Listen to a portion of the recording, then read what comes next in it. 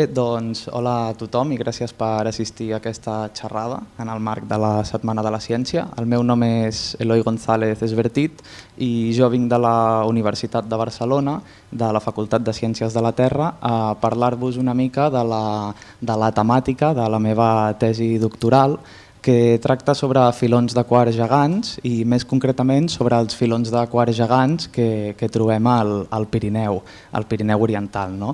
Jo estic fent la meva tesi al Departament de Mineralogia, Petrologia i Geologia aplicada i bé, comencem una miqueta parlant una petita introducció als fluids i geofluids, ja que desenvolupen un paper molt important dins del sistema Terra. No? Com tots sabem, a la superfície terrestre trobem una sèrie de fluids en diferents formes, tant en rius i llacs com també en grans masses de gel, però si ens n'anem una miqueta més en profunditat, a uns quants quilòmetres per sota dels nostres peus, podem observar que a l'escorça de la Terra també existeixen fluids que circulen no de la mateixa manera que ho fan en superfície, però que circulen a través de les roques, a través de la seva porositat i les seves fractures, i que nosaltres els veiem registrats a les roques, no? que actualment trobem exhumades, no? a la superfície. El paper dels geofluids al sistema Terra és molt important, ja que els geofluids són molt abundants. No? Concretament, en aquest estudi d'aquest últim any, es calcula que en els primers 10 quilòmetres de l'escorça hi ha prop de 44 milions de quilòmetres cúbics d'aigua. No? I això, per tant, té una influència molt directa en diferents processos que podem nosaltres observar en el sistema Terra. No? Jo us he posat aquí 3 exemples que introduiré molt breument. El primer és la transferència de calor. No? Aquests geofluids no es troben a una temperatura igual als que trobem a la superfície de la Terra, no? sinó que es troben a centenars de graus de temperatura i aquests fluids alhora circulen. Per tant, la calor que tenen aquests fluids és transportada a través de l'escorça i nosaltres d'aquest fet ens n'aprofitem, per exemple, a través de l'energia geotèrmica. No? Un altre paper dels geofluids en el sistema Terra seria la transferència de massa. No? Aquests fluids no estan formats únicament per aigua, sinó que també transporten com a soluts diferents partícules que després, en unes determinades condicions de pressió i de temperatura, poden, per exemple, acabar donant lloc a dipòsits minerals que en alguns casos són d'elevat interès, com és el cas, per exemple, d'aquestes mineralitzacions d'or trobades als voltants de Califòrnia, als Estats Units. I per últim, un altre paper molt important és el control que els geofluids exerceixen en la deformació, no? Ja que com es troben a temperatures sovint elevades, les roques, al deformar-se de forma fràgil en forma de fractures i falles o de forma dúctil, en forma de plecs, com aquest exemple del Cap de Creus, doncs aquesta deformació està molt influenciada per la temperatura i per la quantitat de fluids que trobem continguts en aquestes roques. No? Tant és així que, per exemple, recentment s'ha proposat que els fluids, més aviat els geofluids, juguen un paper molt important, per exemple, en la generació de terratrèmols. No? És a dir, la presència de fluids a l'interior de la Terra exerceix pressions que influencien i que poden ocasionar o ser un factor condicionant molt important a l'hora de la generació de terratrèmols. Però jo he vingut aquí a parlar de filons de quars i sobretot de filons de quars gegants. Llavors era necessària aquesta introducció als geofluids perquè els filons de quars i els filons d'altres minerals no són més que agregats minerals que precipiten a partir d'un d'aquests fluids. No? Sovint o molt comúment en morfologies tabulars o lenticulars i que tots estem acostumats a veure, per exemple, els marbres de cuina, però també, si tenim sort, els podem trobar formant, per exemple, minerals com or o, com és el cas de l'altra fotografia de la dreta, de granat. No?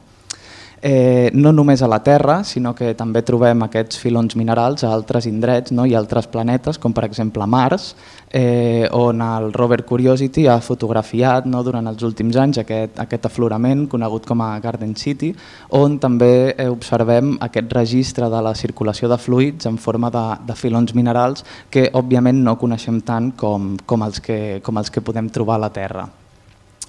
I un cop hem definit el terme filó, també m'agradaria definir el terme gegant, no? I és que no parlem d'estructures que nosaltres podem, per exemple, abarcar amb les nostres mans, sinó que parlem d'estructures realment quilomètriques que si les comparem a la mateixa escala, per exemple, amb la mida d'un edifici com és el Camp Nou o amb la mida d'un avió Boeing 747, doncs podem veure que aquestes infraestructures construïdes per l'home es queden totalment petites al costat de les dimensions, com és el cas d'aquest exemple, no? Al vessant sud del massís del Canigó, on aquests filons de quars de les esquerdes de Rujar arriben a assolir fins a 15 quilòmetres de longitud.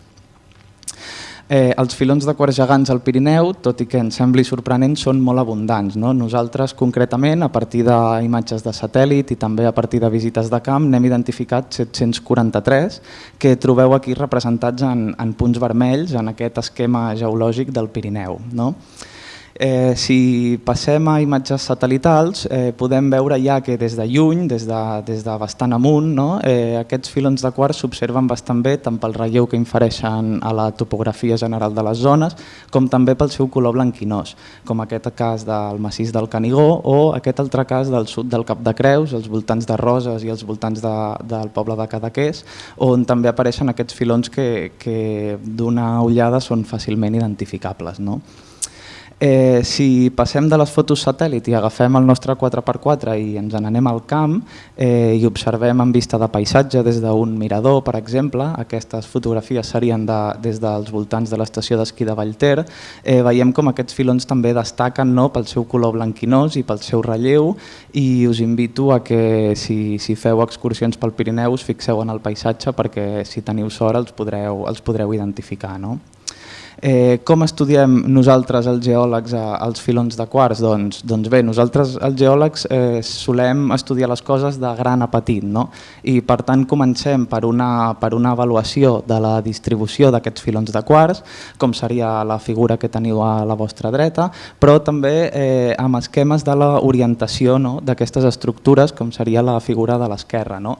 Aquests diagrames, que són semblants als que s'utilitzen per determinar i per expressar les orientacions del vent, ens permeten avaluar d'alguna forma a nivell general els canvis en la tendència d'orientació d'aquestes estructures, cosa que té implicacions a nivell geològic bastant importants.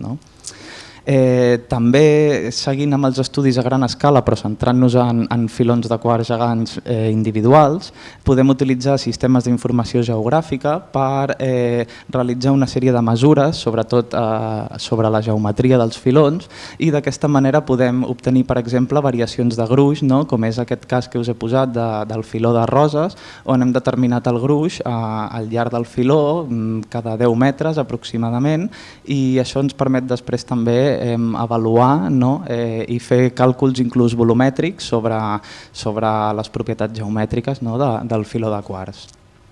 Si passem de les fotos de satèl·lit i ja ens n'anem al camp i seleccionem una zona d'estudi concreta, nosaltres, els geòlegs, normalment els nostres estudis els desenvolupem a partir de parades de camp a diferents punts on fem observacions sobre les roques que hi afloren i sobre les seves propietats, i en aquest cas, per exemple, a partir de mesures en diferents punts en superfície i a partir d'observacions podem realitzar un tall geològic, per exemple, que ens mostra l'estructura d'una zona d'estudi concreta fins a una determinada profunditat. I d'aquesta manera, per exemple, podem establir la relació dels filons de quars gegants, aquí marcats en blau, amb altres estructures regionals com podrien ser l'orientació de les capes, però també la presència de falles o la presència de grans fractures. Aquest seria un exemple de la zona de la Cerdanya als voltants del poble de Ger. Si volem anar més enllà, a part de fer estudis de camp i de mesures a camp, podem nosaltres també agafar mostres i portar-les al laboratori. Al laboratori les marquem per tallar, per obrir-les per la meitat, i dins de la superfície de tall podem, per exemple, marcar o delimitar unes àrees per fer làmines primes, que no són més que seccions molt primes d'una roca que deixen passar la llum, com serien aquests 3 exemples, i que per tant podem observar a través del microscopi petrogràfic. I a partir d'aquestes observacions això ens ajuda molt perquè ens permet establir la mineralogia les relacions entre els minerals que componen la nostra roca i també la presència i les característiques de diferents microestructures que realment ens donen una quantitat d'informació molt elevada sobre la roca que estem mirant, no? Si volem anar encara més enllà del microscopi, més enllà dels estudis de camp, podem fer també estudis geoquímics als filons de quars i els minerals que porten associats. Hi ha una gran quantitat d'estudis geoquímics que podem fer, però jo m'he centrat aquí principalment en dos de diferents. Primer, un d'ells seria estudiar els minerals indicadors de les condicions de pressió i temperatura, a partir dels quals nosaltres podem establir les condicions d'emplaçament d'aquests filons de quars, ja que estan controlades per la composició química dels minerals. Per tant, analitzant aquesta composició química i aplicant un seguit de fórmules i correccions, podem arribar a obtenir la temperatura de formació, per exemple, d'aquests filons de quars.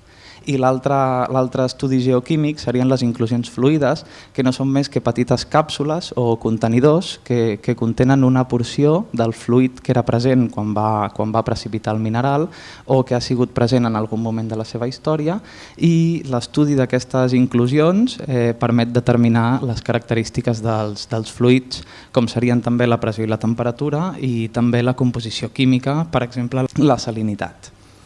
Què n'obtenim a partir de tots aquests estudis en filons de quars gegants? Doncs bé, primer, estudiant-los a gran escala i a escala d'aflorament, podem fer-nos una idea de la seva evolució estructural, és a dir, dels processos que han patit o els que han estat sotmesos a aquestes estructures i d'aquesta manera contextualitzar-los a la història geològica regional d'una zona concreta. És a dir, podem relacionar la formació de filons de quars gegants, per exemple, amb l'emplaçament de grans cossos granítics o amb la formació de falles en diferents moments de la història geològica d'una regió. A més, com ja he dit, estudiant des d'un punt de vista geoquímic els minerals, podem establir les condicions i edat d'emplaçament, i això és molt important perquè, com ja he dit, l'interès econòmic que tenen aquests filons de quars gegants permet relacionar aquestes condicions amb les condicions de formació de dipòsits minerals que poden dur associats. El quars en si s'explota per usos industrials, com és el cas de la mina Sònia a Obarqueiro, però també s'exploten altres minerals que duen associats a aquests filons i que per tant ens interessa molt conèixer com es formen, ja que podrem després tenir pistes sobre altres indrets on podem trobar aquest tipus de minerals amb interès econòmic.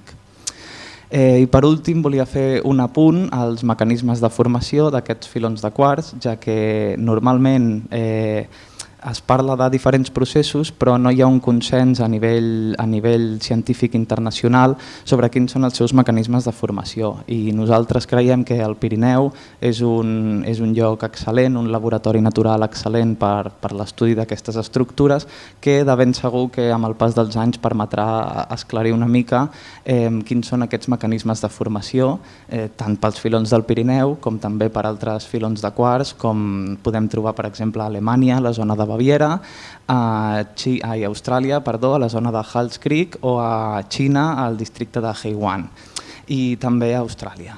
I bé, això seria tot. Volia acabar agraint a l'Àngels Canals, a l'Enrique Gómez, al Josep Maria Casas i al Pol Bons per les discussions realitzades en el marc d'aquesta presentació, i també als instituts geològics de Catalunya, d'Espanya i de França per aportar una gran quantitat de dades en format open access que han permès realitzar aquest estudi i permetran realitzar d'altres.